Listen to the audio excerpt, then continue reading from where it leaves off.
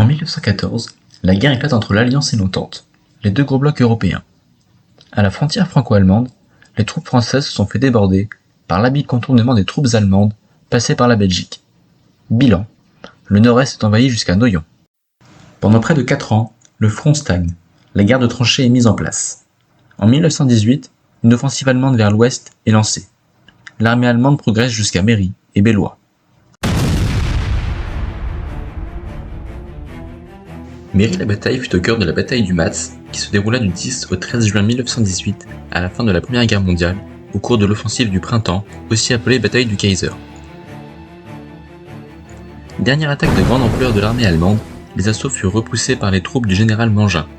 Les noms de Méry et Courcelles figurent sur la statue du général érigée au chevet de l'église Saint-François-Xavier de Paris, place du président Nutouar dans le 7e arrondissement.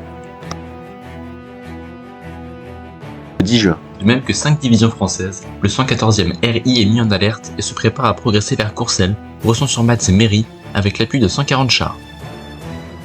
Le 11, à 10h, les bataillons franchissent la voie ferrée. L'ordre d'opération 747 mentionne la reprise de Méry. Les 2 bataillons de tête s'avancent alors résolument à travers les champs de blé, déferlent sur le mont Gérard, coiffent la côte 113 et se préparent à submerger Méry. C'est alors que partit des lisières, un épouvantable feu accueille les compagnies d'assaut. D'abord surpris, le 2e bataillon s'arrête puis furieusement se lance dans le village. D'impitoyables combats de rue s'engagent, la résistance sera finalement brisée et se soldera par la prise de 200 prisonniers allemands. Il est alors demandé un tir d'écrasement sur les lisières de Bellois. Les chars sont partis hors de combat. Le tir des mitrailleuses ennemies est d'une telle précision que toute progression est désormais impossible. Les lignes de tirailleurs se redressent et malgré les balles, s'élancent dans Bellois en flammes. La nuit tombe. Les Allemands se replient vers le bois de la Tôle. Des chars brûlent, éventrés. Un même cri s'exhale des chemins creux. Brancardier, brancardier! La mort passe dans les blés. Le 13, en un quart d'heure, le bois est au moins du 114e RI. Mais aussitôt, les arbres sont déchiquetés sous un bombardement si intense que la position doit être évacuée. À 13h, la réaction ennemie est encore plus vive. Enfin, le bombardement s'arrête et l'infanterie allemande sème la charge. Elle chargera 6 fois de suite et échouera autant de fois. Dans la nuit, le 114e RI est relevé. Il a perdu 650 hommes dont 24 officiers dans ces assauts mémorables.